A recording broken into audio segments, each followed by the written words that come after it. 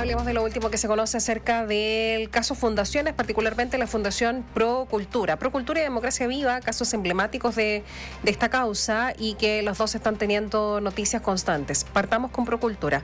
Ayer el Comité Político abordó con la Alianza de Gobierno este caso, Procultura, y la forma en que ha impactado al presidente Gabriel Boric en particular, después de que se conocieran nuevos y profusos antecedentes que podrían arrojar presunto financiamiento irregular de la campaña del presidente en 2021. En el socialismo democrático y en el propio gobierno se desmarcaron de la tesis del Frente Amplio en cuanto a que existiría un espionaje político, y La Moneda planteó que se trata de una acusación grave. En el partido en el que milita el mandatario aseguraron que su denuncia es una alerta política, así lo definen. En tanto, la Fiscalía de Coquimbo abrió de oficio una investigación por la filtración del contenido de estas indagatorias, pesquisas, diligencias. Daniela Ruiz Tagle con la información. Hola Daniela, buenos días.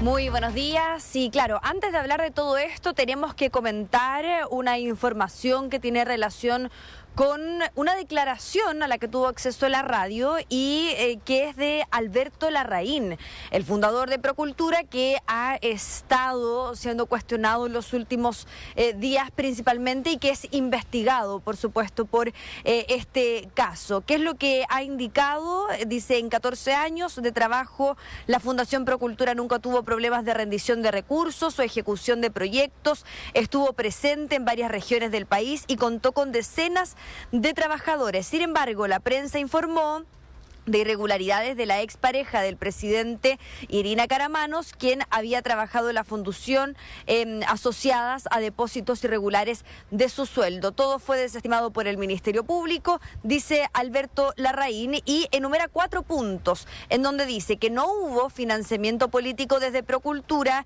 nunca se generó financiamiento desde la fundación a la campaña presidencial de Gabriel Boric ni a ninguna otra campaña. La Fundación Procultura no tenía adherencia política, por el contrario, sostiene Alberto Larraín Salas. Él dice, tenía la convicción de que el trabajo con las distintas sensibilidades era fundamental para el trabajo en las zonas más vulnerables. Sostiene también que los proyectos cuestionados fueron impulsados durante el gobierno anterior. Varios de los proyectos hoy investigados, como aquellos del Ministerio de Vivienda y el proyecto de recuperación de fachadas en Antofagasta, fueron promovidos bajo la administración del expresidente Sebastián Piñera. Fue el propio Estado, sostiene Larraín, o los gobiernos regionales los que acudieron a la fundación para ser de ejecutor. En tercer punto, indica que sobre las transferencias a Sebastián Balbontín, su pareja hace más de 5 años, estas no provienen desde Procultura, sino que de su cuenta personal. En cuarto punto, dice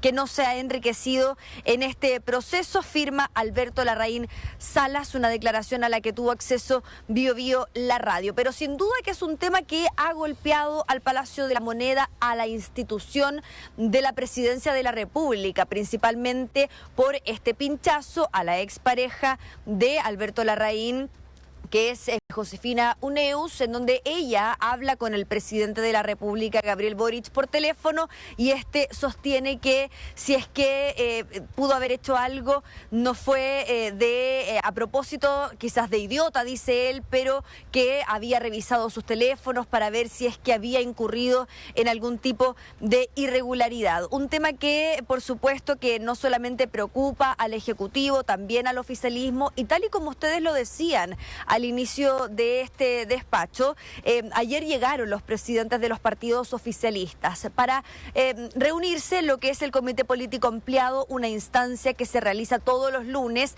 pero que en esta pasada tuvo una tema importante, que es, por supuesto, lo de Procultura. Se nos contaba que fue harto rato el que se habló acerca de esta situación, de cómo podría afectar no solamente a el oficialismo, sino que también al propio presidente en su última cuenta pública. Pero hay ministros que siguen defendiendo al mandatario. Pondría mis manos al fuego por el presidente, señalaba una alta autoridad de gobierno en este comité político después de estos antecedentes. El día de ayer el Ejecutivo una vez más salió a defender al presidente, quien, recordemos, se encuentra ya en China desde las 11 de la mañana del día de ayer. La vocera subrogante Aysén Echeverry insistió en que el mandatario no tiene vínculo alguno con el financiamiento irregular de la política.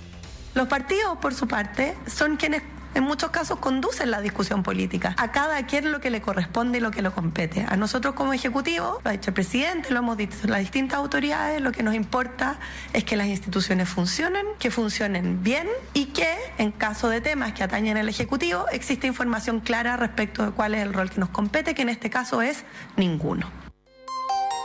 No les compete ningún rol, dice entonces la vocera subrogante Aysén Echeverry. Pero lo cierto es que el tema preocupa a personeros de la alianza de gobierno, tanto es así que hay representantes oficialistas que lo plantearon el día de ayer en el comité político ampliado. De hecho, pudimos conversar con algunos de los personeros políticos y habían algunos que efectivamente señalaban que acá hay preocupación de cara a lo que es la cuenta regresiva para la cuenta pública presidencial, que es la última cuenta pública del presidente, en donde tiene que dar cuenta de, dicen en el Ejecutivo, los logros que han podido alcanzar en esta administración y que buscan esto no se vea empañado. También están las elecciones, están las primarias y todo esto, por supuesto, que impacta políticamente, señalan desde la alianza de gobierno. Conversamos con el senador y timonel del PPD, Jaime Quintana. Él, en conversación con Bio Bio, la radio, mencionó estos factores relevantes.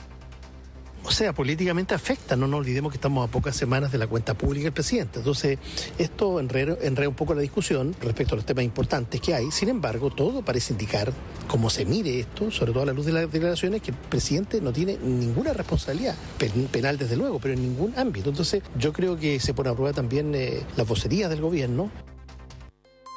Claro, y atención con lo que pasa no solamente con las vocerías del gobierno, sino que también con las vocerías de los partidos políticos. Ustedes escuchaban a la vocera subrogante Aysén Echeverry señalando que acá la conducción o la discusión política la conducen los partidos. Y en ese sentido hay una discusión que ha instalado el Frente Amplio y que es este concepto de espionaje político a propósito de estos pinchazos. ¿Qué es lo que acá se cuestiona en esta línea narrativa del Frente Amplio? Que Josefina Uneus ingresó de hecho un recurso de amparo a la Corte de Apelaciones denunciando espionaje por este pinchazo a la llamada con el presidente. Lo cierto es que se busca aclarar lo siguiente, que la Fiscalía intercepta el celular de Uneus al estar a nombre de su ex esposo Alberto Larraín y que dicen desde el Ministerio Público al darse cuenta que no era Larraín quien estaba al teléfono con el presidente de la República,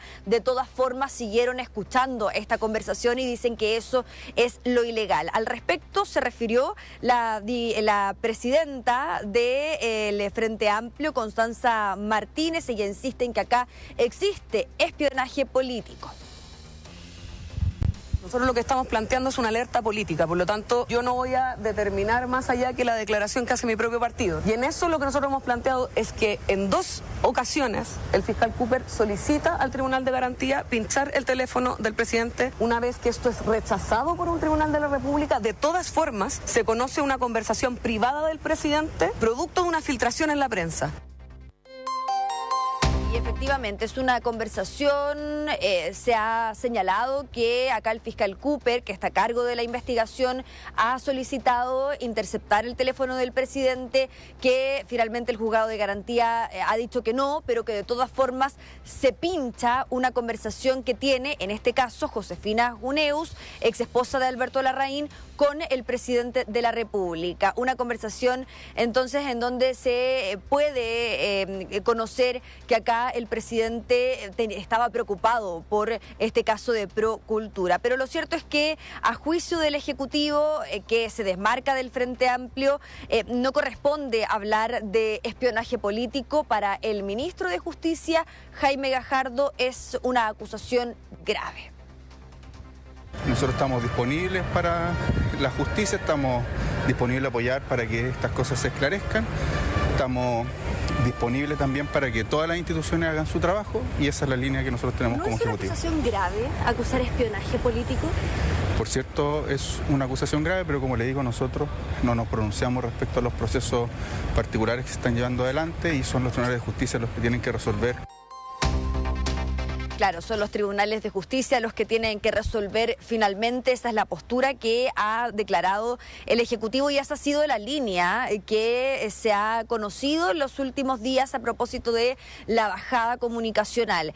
Ya vamos a revisar otro de los puntos que han expuesto desde el Ejecutivo en el marco de esta polémica, pero lo cierto es que en el socialismo democrático también discrepan con el concepto de espionaje político. Escuchemos al senador del Partido Socialista, Alfonso de Urresti, y al secretario general del Partido por la Democracia, José Toro. Ambos pidieron que si tienen prueba de espionaje político, que las presenten.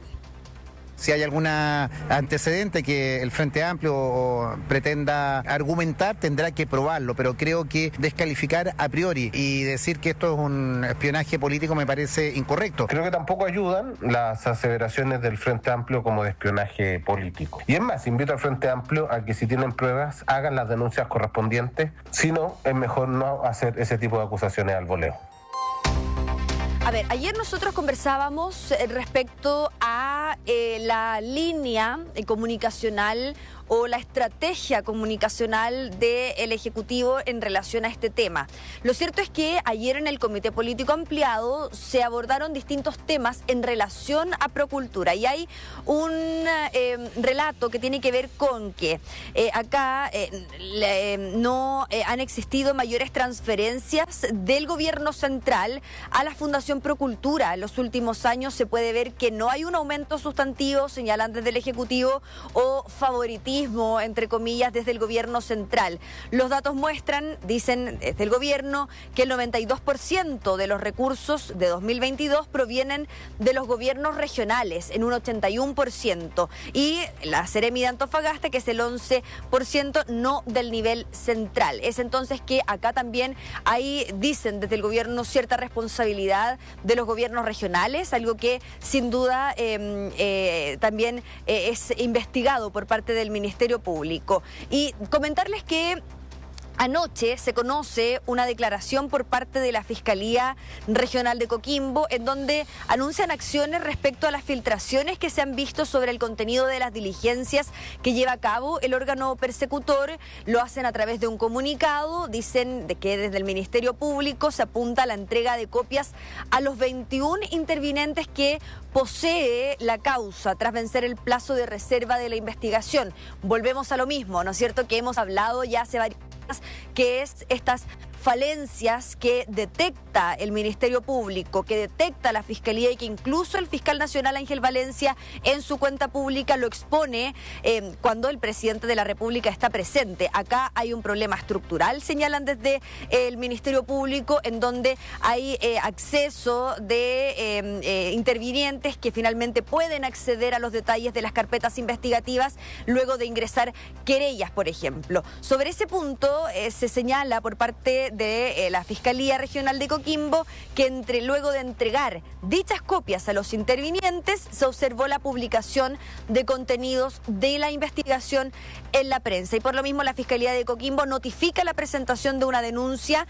y la apertura de un oficio de una investigación por el posible delito de revelación de secreto y así determinar responsabilidades penales en este caso.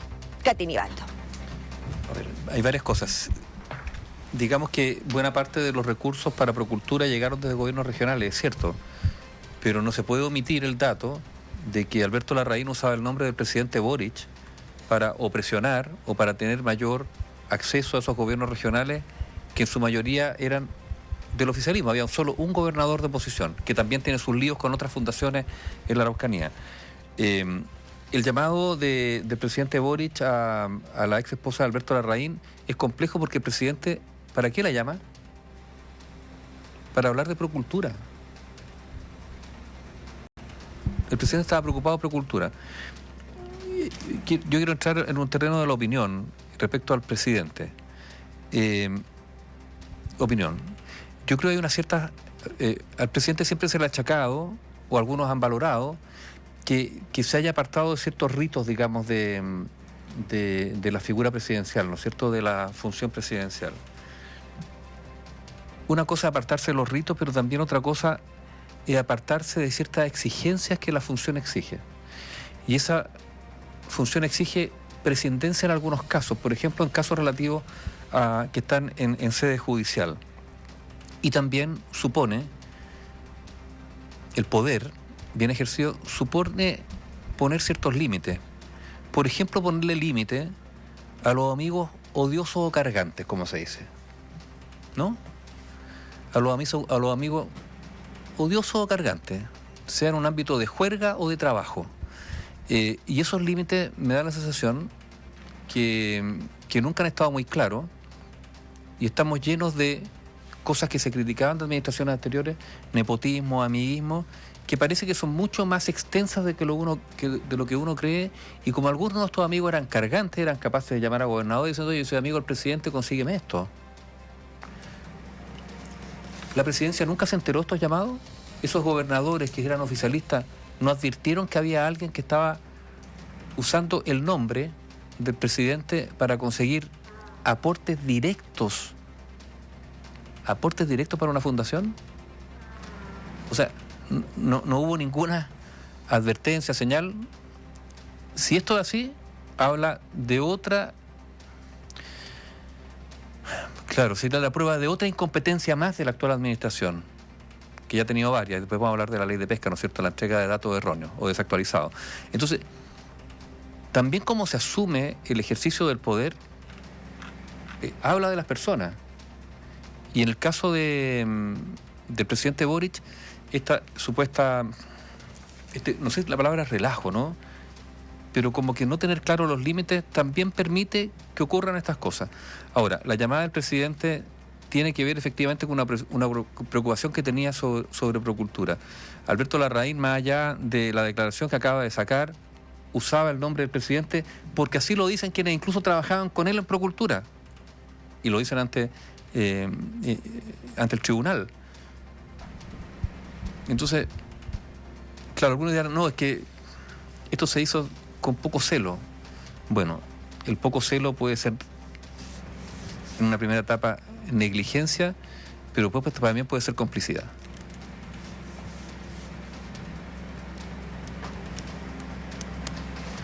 Uno esperaría, particularmente de este Ejecutivo, no, ya lo hemos dicho en ocasiones anteriores, pero que llega con una campaña, llega al poder sobre una campaña de crítica y de desprestigio constante de políticos anteriores, ¿no? de formas de hacer política antes, y que, como dices, claro, se habían desprestigiado por varios temas, pero ya que estamos hablando de financiamiento irregular eventual de campañas políticas, uno de esos temas, ¿no? Corrupción también de otro tipo de casos, dineros mal utilizados, dineros que son para las personas más vulnerables del país, un cuanto hay de necesidades que tiene nuestra población, ¿no? Y que son utilizados para otras cosas o embolsillados en bolsillos en donde no debieran estar.